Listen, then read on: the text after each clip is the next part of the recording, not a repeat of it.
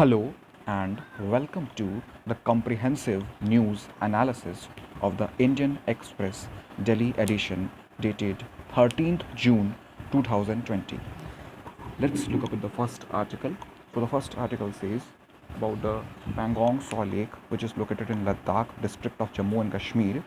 It is relevant for General Studies paper 2 International Relations. So as we all are familiar, that the Pangong Saw Lake is located in Ladakh and it is famous for the site of the Doklam standoff as well as the India-China border dispute and many kind of face-off activities which occurs between India and China. Also, we have observed that in 2020, from 5th May, many kinds of activities have taken place in border disputes have arisen, and India-China border disputes or skirmishes of 2020 has been constantly taking place in the Pangong Saw Lake. Very important to discuss here. So the last major standoff between China and India at Doklam in 2017 lasted 73 days. As we all know about the background between the relations of the India and China, many Pangong Saw incidents have taken place. The first Pangong Saw standoff began on the 5th May of this year when Indian and Chinese soldiers clashed at Pangong Saw, which is a lake that extends from India to the Tibetan Autonomous Region of China, with a line of actual control passing through it. So also a video clip was revealed which exhibited that soldiers from both nations engaged in first fights and stone pelting activities along with the line of actual control. What happened that a clash took place. The last time such an incident occurred was also at the Pangong Saw Lake in August 2017. But here what we have observed yesterday only, in Pangong Saw Lake, no response from China was recorded. We must talk about some activities like the Sikkim incidents which took place on 10th May in the Muguthang Valley, which shouted to the Indian troops. After the conflict, several Chinese military helicopters were spotted flying near the Indian border at least twice. India then deployed several Sukhoi 30 MKI jets to the area. So this was the crux of the article for relevant for General Studies paper 2 International Relations. Let's look at the second article. So this article is also relevant for General Studies paper 2 International Relations. Yesterday in Sitamarhi district of Bihar, Nepal border disputes or Nepal border guards fired at the Bihar crossing. So let's look at the crossing incidents of India-Nepal relations. Like border crossings took place some of the sensitive areas like Sitamarhi district where the incident took place yesterday. We have Jathi located in Bihar. We have Tolihava and Siddharthnagar only for the Indian and Nepali citizens. Then you have Rupagia located in Uttar Pradesh. We have Sunoli city located in Uttar Pradesh. And also we have one important one important village in Bihar, Jogbani. These are the integrated checkposts with immigration and custom facilities are available. Since 2014, to enhance the collaborative relations between the India and Nepal, the governments have started some trans-border services, bus services from New Delhi to Kathmandu, connecting the nation's capital of both the countries. The service is in operation by Delhi Bus Corporation, Delhi Transport Corporation, DTC, India, and several other private travel companies. So, if I talk about the territorial border disputes, as a first step for demarcating the Indo-Nepal border, survey teams from both countries located and identified missing pillars along the border, and an agreement was reached to construct new pillars in some places. According to the Nepalese government estimates, of the 8,000 boundary pillars located along the border, 1,240 pillars are missing. So this highlights about the technical level assistance. So the survey teams conducted survey of the border pillars based on the strip maps prepared by the Joint Technical Level Nepal India Boundary Committee, that stands for JTLNIBC. It was set up in 1981 to demarcate the India-Nepal border. After years of surveying and deliberations and many kinds of extensions also took place.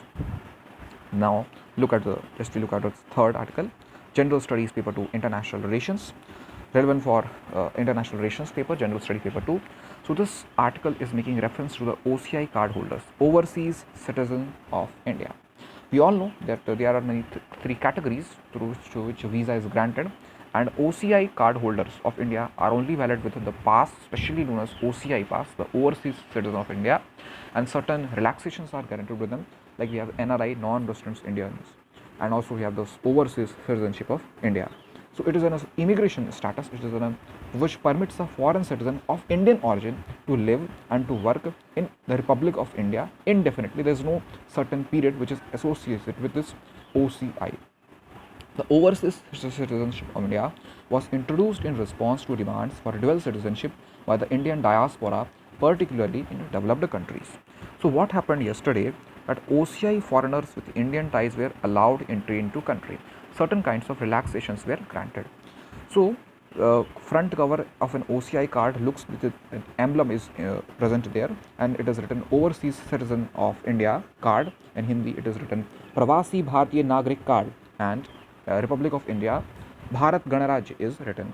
So it was first issued on 2nd of December 2005. It is a kind of visa identification, and it is valid in India, in Pakistan, and one condition is applicable for Pakistan only in Kartarpur corridor. Okay, so the Constitution of India prevents Indian citizens from holding dual citizenship. We know about the concept of citizenship from Indian polity, so same is applicable here. OCI, overseas citizenship of India, is not the actual citizenship of India according to the Indian law. It has many limitations. It has many limitations associated with it, that no right to vote is granted. Please note, right to vote is not granted to OCI citizens. No right to hold constitutional offices, and also they cannot take part, or they cannot take part in elections in India, and there is no right to buy agricultural properties as well. To apply and use an OCI card or OCI document, a holder must be an Indian citizen or belong to Indian origin, or their parents may belong to Indian soil and hold a passport of another country, maybe exceptions there, Pakistan and Bangladesh. Furthermore, the holder must not have parents from either of those two nations, or Pakistan or Bangladesh. Coming to the OCI travel advisory on getting a new passport is that for an applicant who is 19 years of age or below that age, OCI documents must be reissued each time a new passport is issued. For an applicant who is 50 years of age or older, OCI documents must be reissued once the issuance of a new passport. Let's look at the history of the OCI introduction. The Constitution of India does not permit dual citizenship for citizens of India. On the recommendations of a high-level committee of the Indian diaspora, the Government of India decided to register persons of Indian origins, PIOs, of a certain category, as has been specified in the Section 7A of the Citizenship Act of 1955, as overseas citizenship of India, OCI card holders. So this was all about relevant for General Studies paper to International Relations. Let's move into the next category. So we have an article relevant for General Studies paper to Indian polity this time. The article says, include quota related laws in 9th schedule to bar them from judicial review. This is a statement given by Union Minister Mr. Ram Vilas Paswan. So he's making reference to 9th schedule and judicial review. So what does the 9th schedule of our constitution states? That we know that 9th schedule of the constitution cannot be challenged in courts, So a parliamentarian has also stated about the relevance of the 9th schedule. The 9th schedule contains a list of central and state laws which cannot be challenged in courts, either Supreme Court, district court, high courts, at any level. Currently, there are 284 such laws which are shielded from the judicial review. The schedule became a part of the constitution in 1951 when the document was amended for the first time. It was created by the new Article 31B, which along with 31A was brought in by the government to protect the laws related to agrarian reform and for abolishing the zamindari system. While most of the laws protected under the schedule concern agriculture or land issues or land reform activities, the list includes other subjects as well, such as reservation policy. A Tamil Nadu law that provides 69% reservation in the state is part of the 9th schedule of the constitution. Now we may look into Article 31A and 31B. So Article 31A extends protection to classes of laws, and Article 31B shields specific laws for enactments. Article 31B also has retrospective operation, meaning if laws are inserted in the 9th schedule after they are declared unconstitutional, they are considered to have been in the schedule since their commencement and thus valid. Although Article 31B excludes judicial review, the Apex Court has said, that the Supreme Court has said in the past some cases, that even laws under the 9th schedule would be given open to scrutiny if they violated fundamental rights of the basic structure of the Constitution. Very important references here the Supreme Court made with regard to the basic structure of the Constitution with reference to the fundamental rights. So, now we have discussed just now the ninth schedule of the Constitution. Now we can move on to the judicial review. What happens here that Places of Worship Act, as you all know, from the 8th of June 2020, the Ministry of Home Affairs has permitted religious places to open in India during the Unlock 1 period as COVID crisis is going on. So what happens here that law bars right to seek judicial review, says Priya in top court. Right to worship is coming here. So what is judicial review? When we say about judicial review, we look into that Supreme Court looks into its own cases, examines it. Judicial review is a process under which executive or the legislative actions are subject to review. They re-examine by judiciary. A court with authority for judicial review may invalidate laws, acts and governmental actions that are incompatible with a higher authority. An executive decision that may be invalidated for being unlawful, or a statute may be invalidated for violating the terms of a constitution. Judicial review is one of the checks and balances in the separation of powers. Very important checks and balances in the separation of powers. The power of the judiciary to supervise the legislative and executive branches when the latter exceed their authority, means they cross their limits, and judicial review comes into play. The doctrine varies between jurisdictions, so the procedure and scope of judicial review may differ between the countries. When we say about the judicial review with reference to Supreme Court of India, a court with authority for judicial review may invalidate laws, acts and governmental actions which violates the basic features of the Constitution.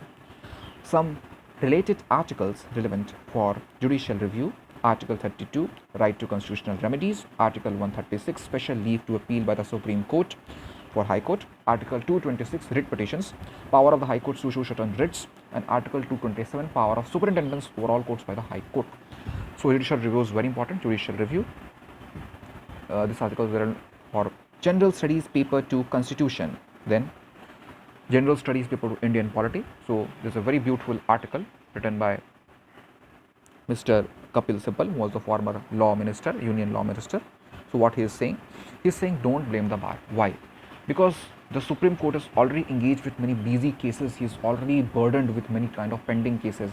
There are many issues surrounding the Supreme Court, and he is looking the migrant labor crisis of 2020, the COVID crisis, and look into many kinds of actions which surround Supreme Courts and which puts into the controversy to the Supreme Court. So we know about 4 judges versus a Chief Justice of India case of 12th January 2018. What happened? 4 senior judges, he is also making a reference to that case. 4 senior judges of the Supreme Court, Mr. Jasti Chalameshwar and Ranjan Gogoi and Madan Lokur and Korean Joseph, addressed a press conference criticizing Mr.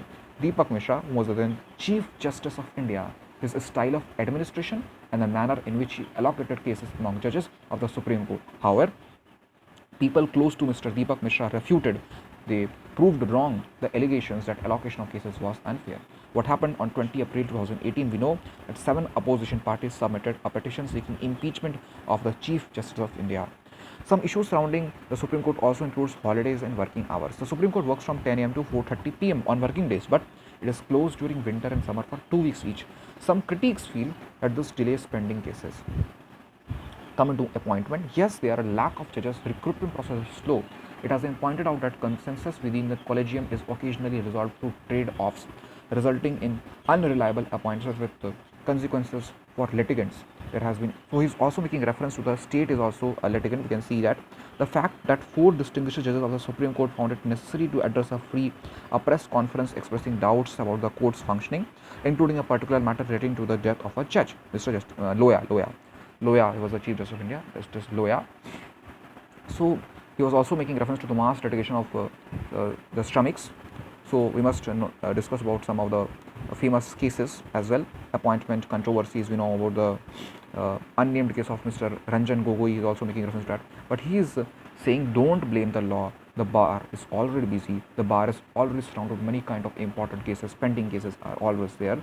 So the Supreme Court has not taken up the trail of many pending cases since April 2014, challenging the validity of the Andhra Pradesh Reorganization Act of 2014, which was enacted by the Parliament without following the stipulated procedure in the Constitution and is claimed detrimental to the basic foundation of the Constitution, on which the basic structure of the Constitution is resting.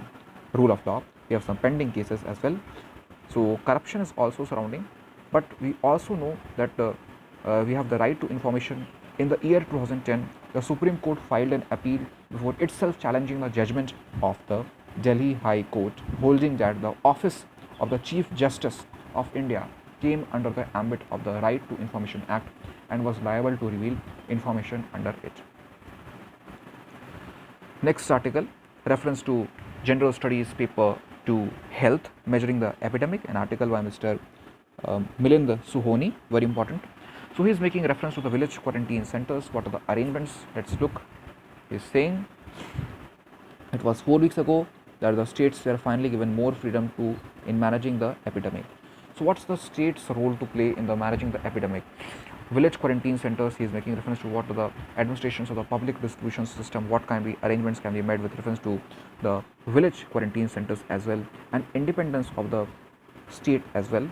So independence of state roles comes into play during this COVID crisis. So how we can manage COVID crisis in the same way we talk about the COVID crisis which surrounds India, which surrounds the villages of India, which surrounds the rural life and the rural part of India. As we are fearful about the community transmission stage, very important, because community transmission stage is always puts into us to a great risk if the spread is taking place in the community transmission. Then what we will do, how we will find, but we know about how it has spread far to villages of India, to many small cities of India. We know that United Nations and the World Health Organization have praised India's response to the pandemic as comprehensive and robust, terming the lockdown restrictions as aggressive but vital for the containing the spread and building necessary healthcare infrastructure.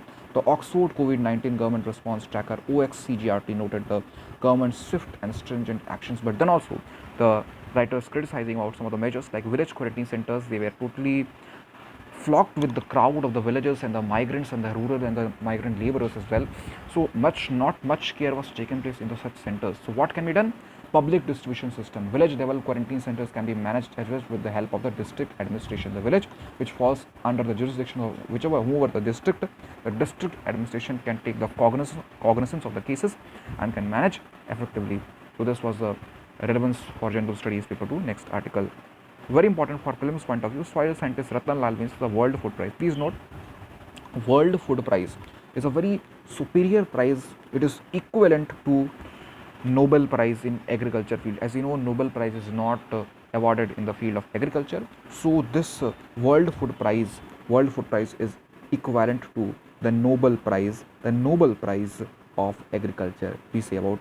So World Food Prize is an international award which recognizes the achievements of the individuals who have advanced human development by improving the quality, quantity, and availability of food in the world. Since 1987, the prize has been awarded annually to recognize contributions to any field. Here, Mr. Ratan Lal was an alumnus of PAU, Punjab Agricultural University. He did his BSc in agriculture from Punjab Agricultural University and MSc Soil from the IARI and PhD from Ohio State University. So this can be asked from prelims point of view, because prelims point of view we have very significant story, as you know, at what reference it makes to Mr. Ratan Lal, the World Food Prize. The World Food Prize Foundation is currently run by Barbara Stinson. Stinson previously served as a co-founder and senior partner of the Meridian Institute. It was a renowned non-profit organization that guides the collaboration and drives action to address our world's most complex challenges.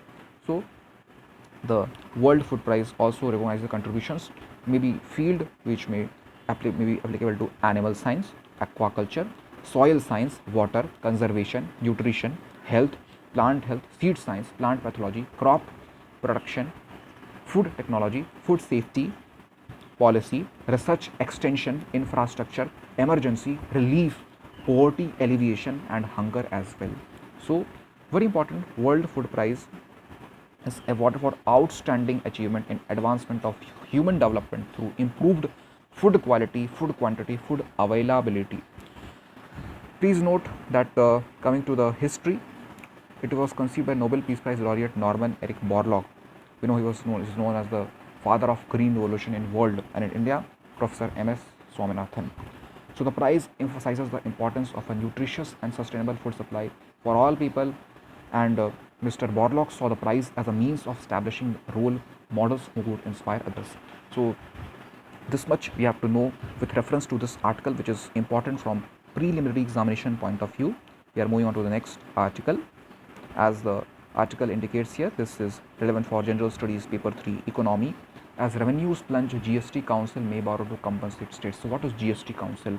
We know that goods and services taxes was implemented on 1 July 2017, and GST Council is a set of people. It is a governing body of GST having 33 members, out of which 2 members are of center and 31 members belong to 28 states of India and the 3 union territories with legislation.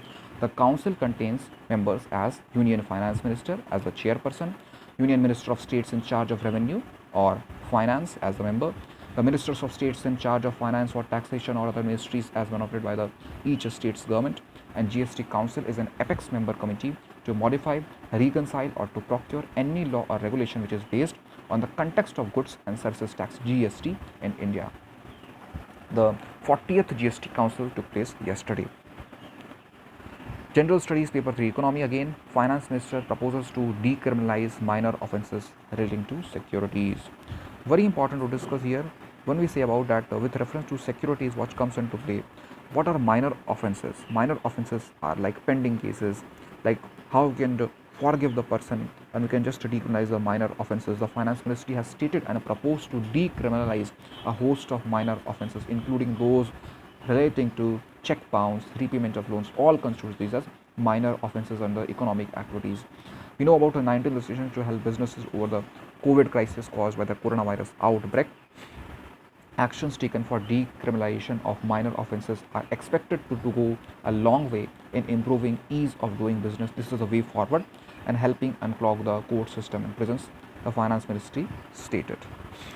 GS3 Economy, a welcome viewer. The article is making reference to the Supreme Court telecommunication case, as you know, the adjusted gross revenue. So AGR was a problematic to give the DOI's decision, the Department of Trade's decision to ask public sector undertakings such as Gas Authority of India Limited, Oil India Limited, Power Grid to cover fees pertaining to their non-telecom revenues following the Supreme Court order, which was deeply flawed. However, there constitutes to be uncertainty on the issue of payment of adjusted gross revenue. Now, if we look into the case of the AGR case, the moratorium case, AGR adjusted gross revenue case, important to discuss here about the AGR case with reference to the made by the Finance Ministry with the telecommunication case, which intervention was made by the Supreme Court. We say about the AGR case, importantly to discuss about what were the proposals or how we can discuss about the AGR adjusted gross revenue case. The court had previously sided with the government on the issue of what constitutes AGR. The telecommunications were of the opinion that only revenue from telecom services should be included in the assessment of the AGR. This was the reference to about the AGR. We also know that state run firms need not pay the adjusted gross revenue dues. Supreme Court has stated that. Supreme Court has also asked the telecom companies to file affidavits on the roadmap and guarantee for the payment of the AGR dues. And also we make reference to that Supreme Court also provided relief to public sector undertaking who had been given demand notice to spectrum dues as it dashed hopes of a breaking for telecom company by asking them to file affidavits. Adjusted gross revenue, like Bharti Airtel, including Vodafone, Idea, all the companies, telecommunication companies, Tata Teleservice also. So if you look at the past case, what had we done on 24 October 2019, the Supreme Court upheld the Department of DOT, the Department of Telecommunication. Earlier I mentioned it is as Department of Trade. Sorry for the inconvenience. DOT stands for Department of Telecommunication. The definition of AGR, adjusted gross revenue, and ordered telecom firms to pay levies based on that definition, along with interest on the principal amount and penalty as well. The Department of Telecommunication earlier this year filed a plea seeking a 20-year payment period for the dues.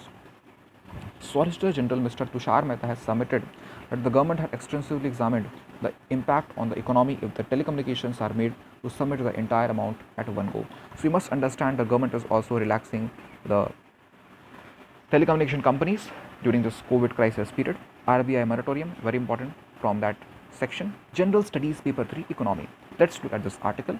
The Supreme Court has seeks clarity on the RBI moratorium on loans. What is moratorium? Moratorium periods of given of relaxation. When one gives loan, when loan is provided, moratorium provided is also important. The Reserve Bank of India is India's central bank which controls the issue and supply of the Indian rupee. Reserve Bank of India is regulator of the entire banking. So RBI also grants moratorium. Moratorium is a relief period, is a relief under the RBI COVID-19 regulatory package. Moratorium is a temporary postponement of payment of interest or the principal or the installments as applicable. The Reserve Bank of India has permitted lenders to grant a moratorium on payment of a loan repayment installments falling due between 1st of March 2020 and 31st of May 2020. So if we talk about the Reserve Bank of India, we know about ombudsman, we know about the moratorium. It is a temporary suspension of the business as usual in order to meet an extraordinary need. So COVID crisis, yes, it is an extraordinary need to resolve an outstanding issue. If you look here, the Supreme Court has asked the government to clarify whether interest will be charged on the interest on loan installments or deferred payments allowed by the Reserve Bank of India in the wake of the lockdown. So Supreme Court has taken cognizance of this fact and has instructed the Reserve Bank of India about the moratorium period. Next article. Okay, so in this way we have covered all the relevant articles for the Indian Express dated 13th June 2020. Thank you for listening. Bye.